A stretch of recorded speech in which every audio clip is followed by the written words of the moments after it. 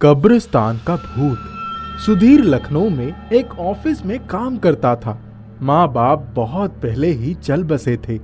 गांव की जमीन और घर उसके किसी काम की नहीं थी। उसने अपने गांव की जमीन बेचकर शहर में घर लेने का फैसला किया। गांव की जमीन से इतना पैसा नहीं मिल पाया था कि वो शहर में महंगा मकान ले सके। उसकी पत्नी किरण ने कहा, रहने दो, अभी मकान नहीं खरीदेंगे, थोड़ी रकम और जमा हो जाएगी तब खरीदेंगे। फिर सुधीर ने कहा, नहीं, बाद में घर भी तो और महंगा हो जाएगा ना। चलो ठीक है। पर उनको किराए का घर भी खाली करना था। सोचा था नए घर में शिफ्ट करेंगे, पर अब उन्हें फिर से किराए का घर लेना पड़ा।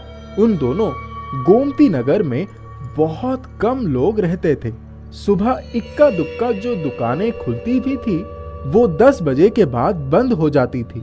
गोमती नगर में मकान का किराया भी कम था, इसीलिए उन्होंने वही किराए का मकान ले लिया। वहां रात के समय बिल्कुल ही सन्नाटा छाया रहता। सुधीर को अक्सर ऑफिस से आते आते देर हो जाती थी। किरण अपना काम निपटाकर कभी कुछ कढ़ाई सिलाई कर लेती, कभी टीवी देख लेती। उन दिनों मोबाइल नहीं था। उनको नए घर में आए हुए 2 दिन हो गए थे। दूसरे दिन सुधीर के आने के बाद दोनों खाना खाकर छत पर चले गए। छत पर से दूर दूर तक कोई दिखाई नहीं पड़ रहा था। चारों तरफ सन्नाटा छाया हुआ था। कभी कभी कुत्तों के रोने की आवाजें सन्नाटे को चीरती हुई सुनाई पड़ रही थी। तभी अचानक दोनों की नजर कुछ दूर से आती हुई एक रोशनी पर पड़ी। उन्होंने देखा वहां कुछ लोग उतरे और उन्होंने अपनी गाड़ी से एक लाश निकालकर उनके घर से कुछ दूर पर ही एक गड्ढे में डालकर उस पर मिट्टी डाल दी और वापस गाड़ी में बैठकर चले गए। वो दोनों चुपचाप नीचे अपने कमरे में आ गए। रात भर नींद नहीं आई। सुबह सुबह सुधीर ने किरण को जगाया और बोला, चलो जरा उस जगह पर देख कर आते हैं। जब वे वहां पहुंचे तो देखा कि वहां तो काफी बड़ा कब्रिस्तान था। सुधीर ने कहा, ओहो, अच्छा हुआ कि यहाँ हमने घर नहीं खरीदी। वो प्रॉपर्टी डीलर तो बिल्कुल पीछे ही पड़ा था। ले लो, सस्ते में दिलवा दूंगा। उस दिन सुधीर ऑफिस जाने के पहले अपने एक दोस्त नसीर के पास गया और उसको सारी बातें बताई। नसीर ने कहा, अब वैसे तो डरने की जरूरत नहीं है, फिर भी मेरे साथ चलो। मैंने पीर बाबा की मजार वाले मलवी साहब के बारे में बहुत सुना है। कहते हैं बहुत से जिन और प्रेतात्माएं उनकी गुलामी करते हैं। वे दोनों मजार पर गए। वहां मलवी साहब अपने माला फेर रहे थे। उनको देखते ही बोले, आओ, लगता है कब्रिस्तान का डर तुमको यहाँ खींच लाया है। सुधीर ने जब सारी बातें बताई तो मलवी कुछ पल बिल्कुल चुपचाप आंखें बंद करके शायद कुछ पढ़ते रहे। फिर उन्होंने सावधान किया कि रात में कोई दरवाजा खटखटाए तो कभी मत खोलना। फिर सुधीर ने कहा, क्यों? तब उस मलवी ने आंखें लाल करते हुए सख्त आवाज में कहा, हर चीज का जवाब नहीं होता, बस सावधान रहना। उन्होंने चलते समय उसे एक डिब्बिया दी और कहा कि जब भी किसी संकट दिखाई पड़े तो इसमें रखे चावल उस बला पर फेंक देना। वो थोड़ा आशंकित हो गया। सुधीर ने घर जाकर किरण को सब कुछ बताया। किरण ने कहा, अरे ऐसे क्यों कह रहे थे वो? सुधीर ने कहा, शायद सुनसान इलाका है, कब्रिस्तान से निकलकर भूत प्रेत घूमते होंगे। उन्हें इस घर में आए हुए 1 हफ्ते हो गए थे। सब कुछ सामान्य था। उस दिन अमावस की रात थी और बहुत गर्मी पड़ रही थी।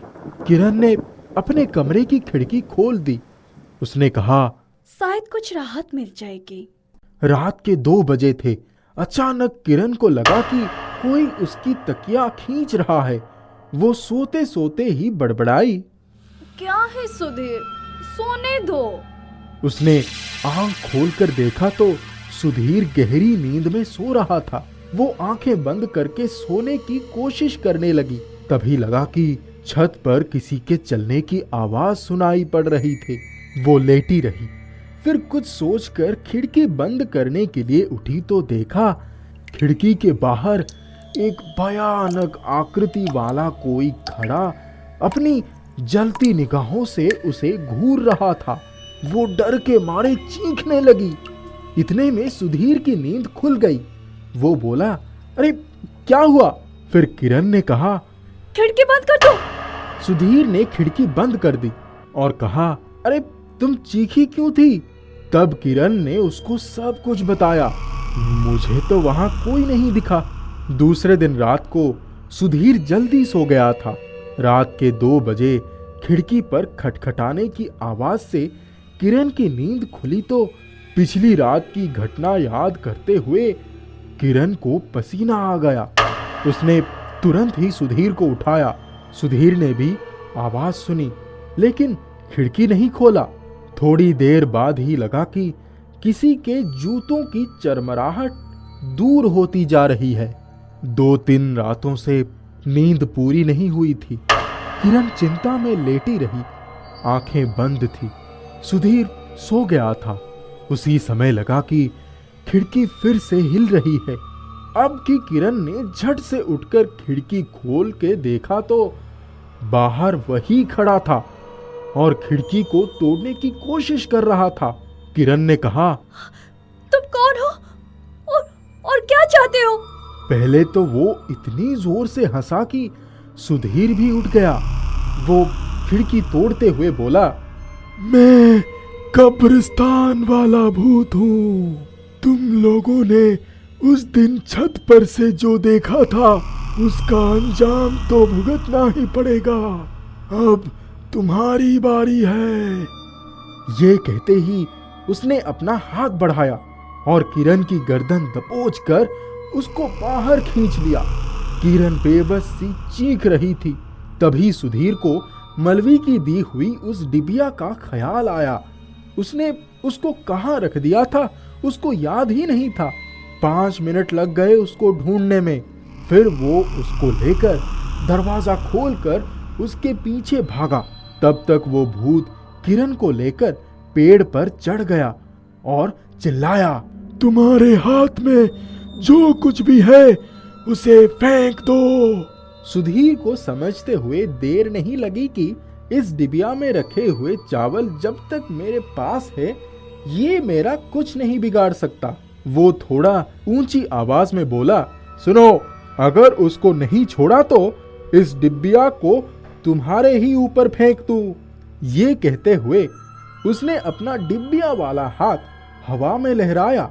तभी वो भयानक भूत किरण को लेकर सरसराता हुआ नीचे आ गया। सुधीर ने कहा, उसको छोड़ दो और अपनी जगह पर चले जाओ। उसने सुधीर की तरफ जलती आंखों से देखा और किरण को छोड़ दिया। और तब तक वहीं पेड़ के नीचे की कब्र किसी दरवाजे की तरह खुल गया। वो भूत उसमें जाते जाते बोला कि आज अगर वो डिब्बिया ना होती तो मैं तुम दोनों को खत्म कर देता। सुधीर कोई खतरा मोल नहीं लेना चाहता था।